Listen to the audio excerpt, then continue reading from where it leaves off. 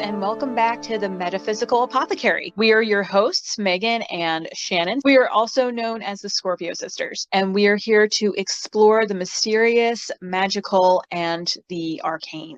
Now we go back to the 1990s and the early 2000s, where you have an overlap. We had a huge emphasis in the magical community on like love and light and worshiping the universe, right? We had very generic goddess and god energy. You had a matron and a patron, and they didn't necessarily have names, but they had specific symbols and rituals, and there was a specific way that you set up your altar. And this was also in the very early days of the internet. So it was kind of cowboy country on the internet. People were just throwing things into forums. Interesting note, in the 1990s is when I started working with Loki. Oh, that's interesting.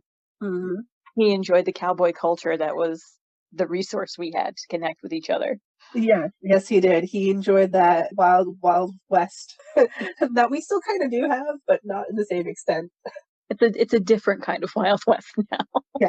It would also be interesting to start looking at these decades and seeing when and where you started working with certain deity energies. Yeah, absolutely. Shannon just illustrated that these trends aren't necessarily hard and fast for everybody. People were dedicating themselves to specific deities. They were working with specific deities. These are just general umbrella things that were happening in the pagan community. In addition to that kind of cowboy atmosphere on the internet, Wicca had been around for a couple of decades by this point and was the most well-known version of witchcraft in the modern world. So that was the most popular way to practice magic. A lot of people thought that Wicca was the only witchcraft there was, that Wicca and witchcraft and magic, all the same thing. There's no criticism meant there. It's just something that happened. But it was hard to find information on specific entities and deities. So if we saw someone specific like Hel with her half human, half corpse form, or Loki, or anyone else we may have worked with at that time, we couldn't always identify them unless they were super popular on television, or we had just recently read a book and they were a character in that book, or we managed to find a pagan tome that had a description of that deity in it. Mm-hmm. That's what actually ends up happening to me in the 80s. The 90s are when a lot of us bought our first copies of Scott Cunningham, Silver Ravenwolf, those kinds of things. I actually knew a witch in high school. She was the first witch I had ever met in my very, very conservative town. People disliked her, but she was always extremely kind and gentle with me. Yeah, this is when I start practicing, researching magic and mythology. Mm-hmm. I was working with Loki, and Loki does a lot of insistent nagging if he feels that you need to know something or you need to address something. And right. I was also taking deep dives into mythology in the 90s, so I was deeply mired in the fundamentalist Christian church, but that was offset somewhat by at least a temporary permission to watch shows like Xena Warrior Princess and Buffy the Vampire Slayer, which I feel were probably significant parts of my like pop culture pagan awakening. mm-hmm.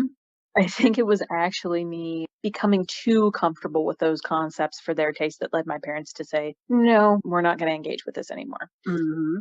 But I feel like, too, a lot of the love and light and high vibe and almost leftover flower child sentiment in the late 90s and early aughts was because we had to dispel a lot of the devil worship and demon summoning stereotypes where witches were supposed to be these evil super seductresses or ugly hags and they're sucking the blood out of babies and stuff like that.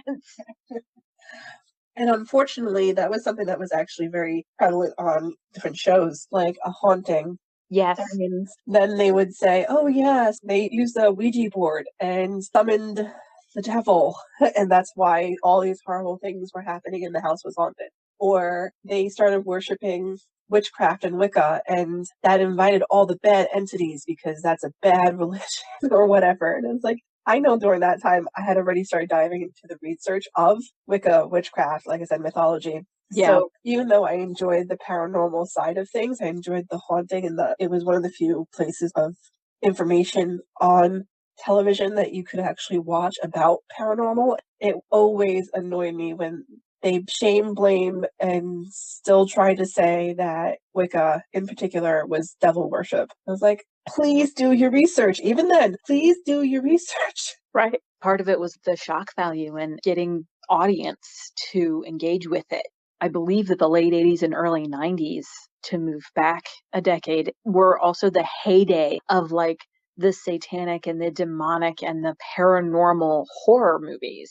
Amityville Horror was a big one. You have Poltergeist, you had The Exorcist, lots of really scary, horrific paranormal stuff happening because people were summoning spirits or practicing witchcraft. So you had the satanic panic of the 1980s, and then you had media kind of capitalizing on this fear of witches and magic. The 90s came around, and people who have been practicing paganism for a long time were like, no, we have to try to keep this high vibe. We don't want to incur any wrath from people who are afraid of us. So let's tread lightly. Yeah. Along with fear of satanic panic, especially for our parents' generations, there was also that fascination for people in Generation X and millennials. We looked at that and went, that's kind of scary, but I also kind of want to know why everyone's so upset about it. I want to know what's going on here. So that kind of really started our fascination with it, which led to the push for Wicca in the late 90s, because so many young girls, if you think about young women in the 90s, all of us went through a witch phase. All of us. And some of us never stopped. Yes, some of us just stayed there. Myself included. The satanic panic actually occurred because there started to be urban legends and rumors flying around in the 1980s about ritual abuse and sacrifice in satanic cults during the 80s. I'm talking about sex rituals that people would have to perform to join these demonic and satanic groups of people, rituals that they would do involving blood or human sacrifice or animal sacrifice. There's no evidence to support the idea that this was actually happening. If there was one incident, if anyone listening knows why that was a thing, let us know on one of our social media channels and we can maybe revisit this at some point. But that's what was going on. Yeah, the only things I know that was happening in the 80s is that we were born. No, there's plenty happening in the 80s. You did have the taking down of the Berlin Wall happened in the 80s. There was an assassination attempt on President Reagan. There was a bit of fear happening in general during the 80s. I do think there was a economic recession that was happening then as well in American culture, but there was definitely fear present during the 80s that could have collaborated on the whole Law and Order. For those people to be doing such a good thing, they must be doing something horrible. And then, well, what's horrible? Oh, look at that movie that just came out. That's what they're doing. Yeah, this must be true. Or something was released as a mockumentary or something and people took it seriously. Yeah. Well, something else that was happening during that decade was that a lot of technology and things surrounding technology were moving forward really fast. Things like VCRs and even computers were becoming more accessible to the mainstream population. 8-tracks, cassettes, even compact discs were becoming more accessible, so people were able to listen to music on a number of different levels. They were able to watch movies for the first time, like in their homes, instead of having to go to the theater. I feel like that wasn't the sole contributing factor, but that was a huge contributor to the metal and the grunge culture that was prevalent for teens in the 80s, where they were really just trying to separate themselves as much as possible from the previous generation. Some of the satanic panic, at least in part, was as a backlash to what was going on in the 60s and 70s. Yeah. You had the flower child hippie counterculture that was very rooted in a loose interpretation of First Nation and Eastern spiritual ideals, living in rhythm with nature, being loving and compassionate toward all living things, living off the land. And all of this was, of course, a reaction to the violence that was happening in the world at the time. Mm-hmm. It's not that some of the counterculture wasn't violent and dark in reaction to what was going on, but you're coming off of the Cold War. You've got Vietnam happening. Psychedelic drugs were rampant and very widespread. For at least part of the 60s, marijuana was very freely available. So you had a lot of things going on where people were probably actually reaching new levels of enlightenment, both from being so repulsed by the violence that was going on and also from the materials that were available to them to ingest, whether they were doing it correctly or not, Mm-hmm. and reaching a new level of understanding. It started kind of a ball rolling for society. There was definitely a beginning to incorporating global or international concepts and cultures into our understanding of spirituality at that point in time. Mm-hmm. There was a broadening of our awareness, a broadening of our understanding of spirituality beyond what the previous generation had already known. Mm-hmm.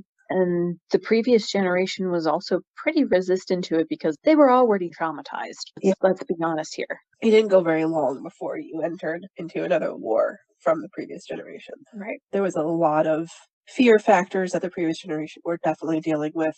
The 1960s and 1970s just didn't want to have anything to do with, and their reaction was, we won't. We are now going into understanding Buddhism and Hindu practice and Taoism. They tried to find more earth-centric and peaceful ways of being because they just didn't want to deal with the fear anymore. They just didn't want to live in that, and they changed it. Yeah, as much as they could. There's still a lot of counterculture that we enjoy to this day, so they succeeded to a certain extent. Yeah, it started the rock down the hill. Yep. That's all we have on the topic for today. Thank you so much for listening in, and we hope you'll join us again. In the meantime, you can follow us on our blog for some more witchy wisdom, as well as check out some of our original art on Society 6 for sacred decor and more. Thank you again for joining us, and go make some magic and live your best life. Bye! Bye, everyone!